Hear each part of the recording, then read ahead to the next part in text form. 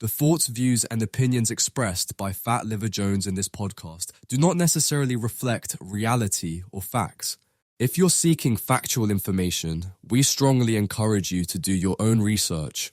Much of what is said here is meant to be satirical and humorous. Enjoy the ride, but take everything with a grain of salt.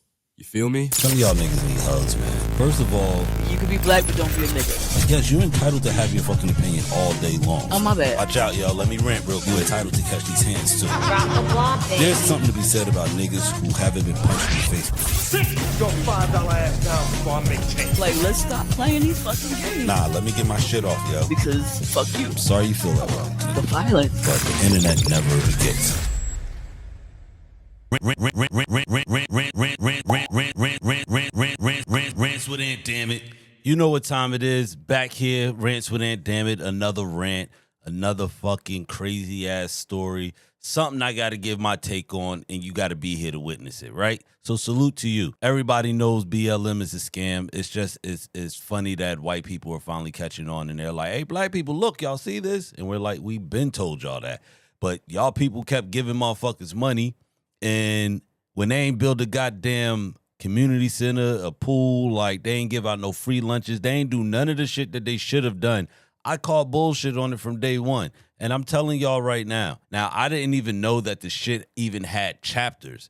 This one is the woman that was the leader of the Oklahoma City chapter caught embezzling $3.1 million. Yeah, the shit's fucking crazy, y'all. Lives Matter in trouble again. The leader of the Oklahoma City chapter is accused of using millions of donations as her personal ATM, and now she faces 25 federal counts. That's very serious. David Spunt, live from Washington with more. Hi, David.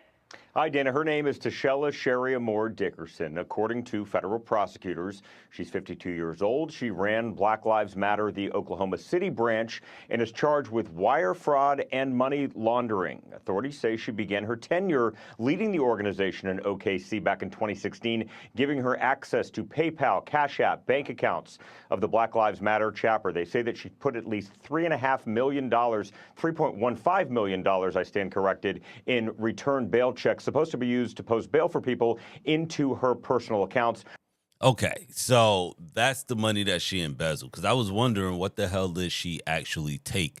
So she took money that she was supposed to go bail people out during the George Floyd protest, and she put it in her own bank account and started to splurge. Now, I had no idea that BLM went back to 2016. I actually thought it started in 2018, but clearly this shit has been going on for a while. And like I said, making money or just taking donations on the backs of black people in the name of people that passed, like for y'all to be such Christians and into the goddamn Bible and all of that, y'all sure do a lot of backwards, blasphemous, dumb shit. Like how you marching for a dead man, but taking that money and splurging. Let's see what she did, y'all. Rather into the chapter accounts. These are some of the allegations where authorities say she was involved traveling to Jamaica, tens of thousands, retail shopping, 50,000 in food and deliveries, personal vehicle registered in her name, 6 properties in Oklahoma City in her name or a business that she controlled. Authorities say some of this all took place around the time of the death of George Floyd, which prompted, in some cases, violent protests across the country in 2020. Now, the BLM National Office telling Fox News she is part of a separate local organization. Writing to us, the Black Lives Matter movement practices a model of decentralized leadership. The Black Lives Matter Global Network Foundation operates independently relief from local chapters, and the local chapters operate independently of the foundation. And hold up, what? A decentralized leadership, meaning that there's no definite like leader of the overall thing, which is the dumbest shit ever, because if you're going to have an organization like this, and I've been saying this is what's wrong with our society in general, because we don't have no real leader. We have nobody that is actually going to represent and speak for all black people, which is needed. Like if you want to get some real shit done, you have to have a definitive leader. But the problem is we got too many chiefs and not enough Indians.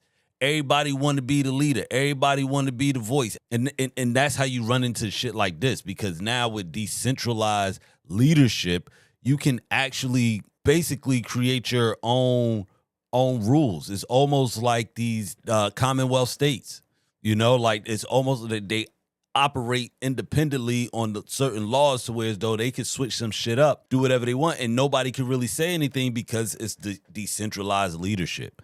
And then it's like the corporation operates independently of, hold on, what did that shit say? I need to see that again. Okay. The Black Lives Matter Global Network Foundation operates independently from local chapters, and the local chapters operate independently of the foundation. So everybody got work. We got the same work, but I don't know whose it is. Is this like plausible deniability? Are people like making this claim so they don't have to be responsible for the bullshit that they do? And like I said, I'm more upset because like Black Lives Matter really came through and caught a lick.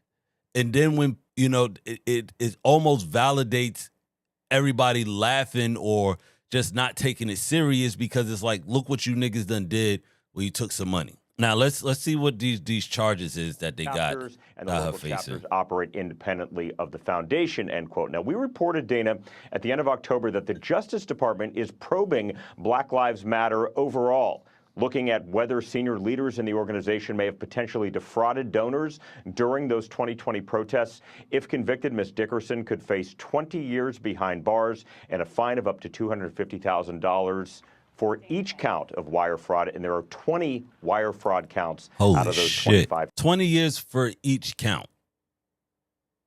She took 3.15 mil, right? She took that and she's facing about 400 years.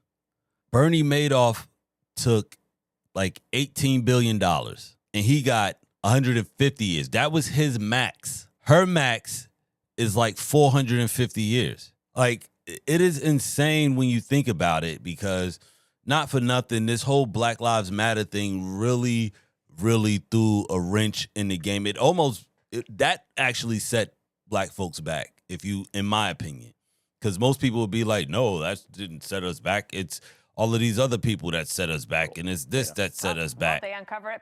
And I'm going to be honest with y'all, this is probably the biggest slap in the face. And the world saw it. And everybody was agreeing. Y'all got fucking tens of millions. Like, y'all got so much money. And from companies, too, that would not even fucking piss on you if you were on fire. But they had so much white guilt that they were like, yo, here, take some money. You know, we're with you. Everybody put the black fist on their thing. Like, I'm never going to not talk about the downfall of the corporation of Black Lives Matter and a decentralized fucking leadership. Whatever the fuck that means.